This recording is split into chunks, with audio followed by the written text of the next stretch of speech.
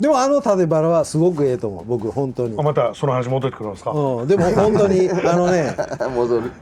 全体的が普通のやつやとサシがよく入っとるから白いからどう切ってもその今言う油が罰ゲームでもあれはきっちりとした肉醤の色をしとるからなんていうやろ切り方にあんまり困らん全然。いや嬉しいな。であとその笹バラと縦バラのこの幅が全然違う。もうでかい牛になるとこれぐらいあるでこれをどう履かそうっていうのが僕のすごくの今までの課題やった。だからそれをまあ言うたら赤身のお肉と油と赤身の部分とあそこを挟んで細切れにして売るしか手がなかった。まあ確かにね。それから牛はあるのはあるけどビビたるもんこれぐらい。ただ貝のみが今までは針のバーンとあるやつやってこう下の方になるとこう薄くなってくるじゃないですか。下の方をどのように回していくかっていう課題はある。まあ確かにね。あと僕最近めっちゃ気づいたことがあって、今の話で言うと多分見てる人たちがね、解釈しようとすると、ほんじゃ特選は良くなくて、で4等級だったらいいのかみたいな、この解釈する人が多いんで、一個ちょっと挟むんですけど、そもそも子牛の状態で12点が出るだろう特選が出るだろうと思われる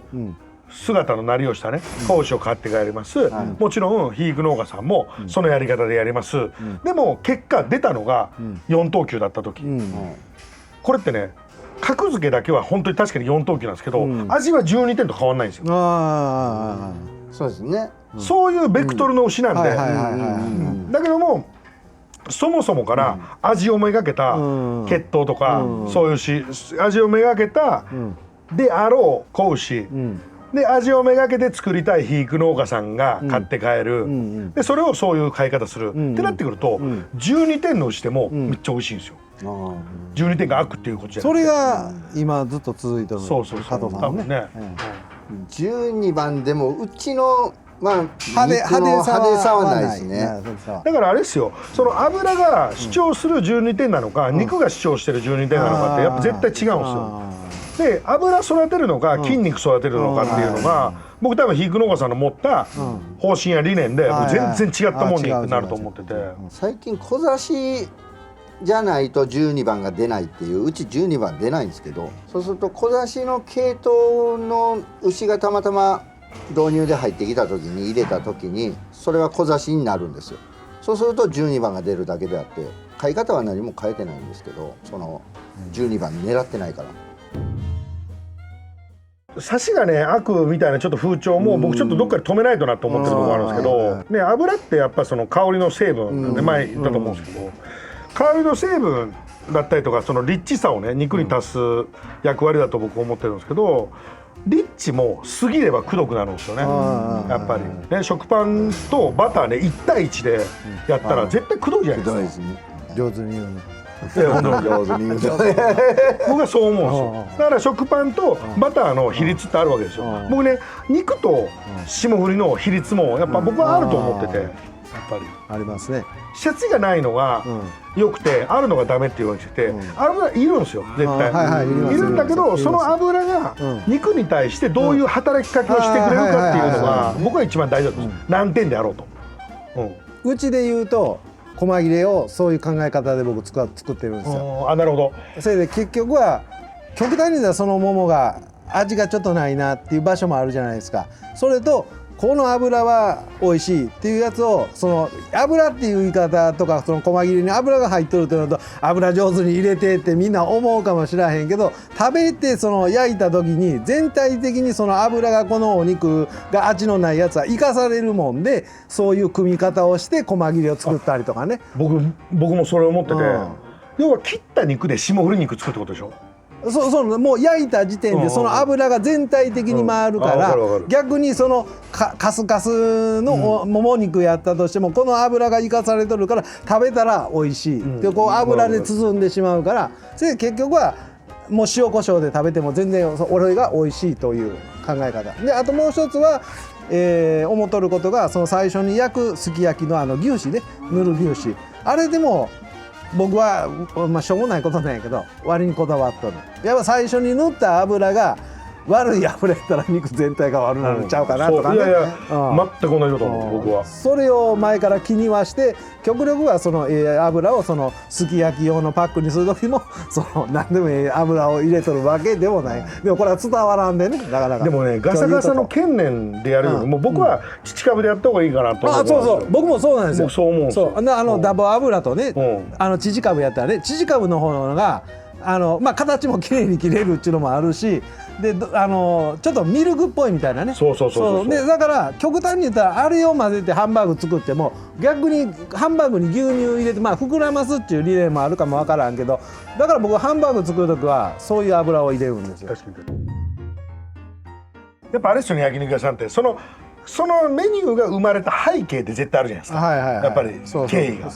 地域的なもんだったりとかもあるし、であと教えてもらった人がこうやって言うたらそれを変えれないっていう焼肉屋さんが今多い。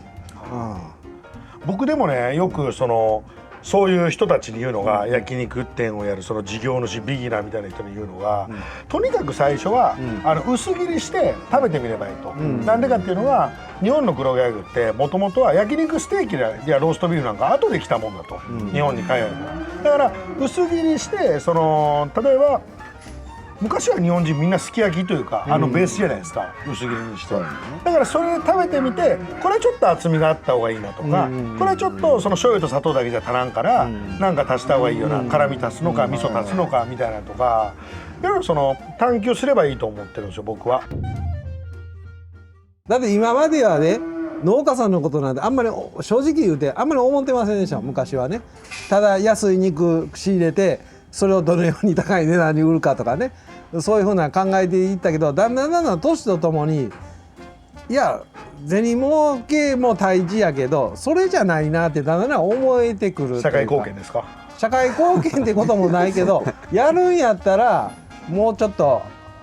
いろいろちょっと深入りしたいかなと。だから農家さんのことを、僕は今ですよ振り返ると、知らないままの方が良かったなと思う時の方があるんですよ。なんでかって言ったら農家さんの涙をね、無視できないんで今。だからやっぱりだから相対してるし、農家さんと鳥取の農家さんとかね、相対するとね、涙見なくて済むんですよ。涙見なくて泣かすことなんかないんですよ全然。やっぱもちろん農家さんがこれはちょっと物があれだからこれでいいよとかって言ってくださることはありますけど、相対は農家さんとのやっぱ信頼のもとなんですよ。多分ここもそうですけど、競りに出たものを買うだけだったら正直農家の涙は僕無視できるんで、やっぱりねそうなってくるじゃないですか。そうですね。それは僕も飲まなあかんなと思って。農家さんも競りに出して安かったらしゃあないなって腹がくくれたりとかねするじゃないですか。いろんな感情が出るんでここの間で相対をすると、助けてよじゃないけど、ほんで農家として心配になりません？あれ大丈夫だったかなって余計にあります。きちんと組んでもらってめっちゃ出とるめっちゃ出とる。いや俺最近思うもんだって農家さんの方が僕ですらやっぱり味で売っていく、味に関して自信を持って渡していくっていう時に味外しちゃやっぱ仕事怠慢になるわけじゃないですか。だからどうだったのかなってめっちゃ心配で寝れない時あるんですよ。ってことはですよ、農家さんもっとだろうなと思うんですよ。やっぱり僕はタジジ系の牛をね加藤さんにあれしようかなと思ったらなんかすごい気にして見えるからこ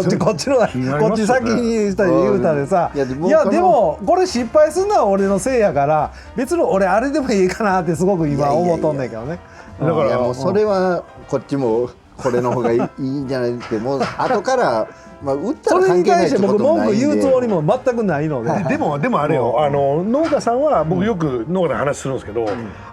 味を気にしだしてめちゃくちゃおろしてるところに行くようになったと、答え合わせというか確認で行くようになったと。でもちろんそれで美味しかった時のやっぱ楽しさとかやっぱ喜びってあるんだけども、そうじゃなかった時の悲しみもある。この悲しみのことを考えたらやっぱり味なんか気にせずに目方と差しで作っとく方がよっぽど精神衛生が楽だって話言ってて、そりゃそうだわなと思うマジで。でも僕はそれは昔だったらそういうことを思ったかもしれない。もう今思わない。別にもう自分の失敗は自分の失敗で、あと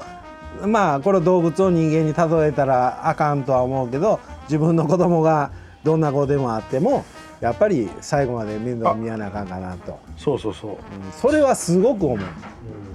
相対とかでもそうなんですよ。世の中のね肉屋さん相対する時って大体ね牛の悪いとこから探すんですよみんな。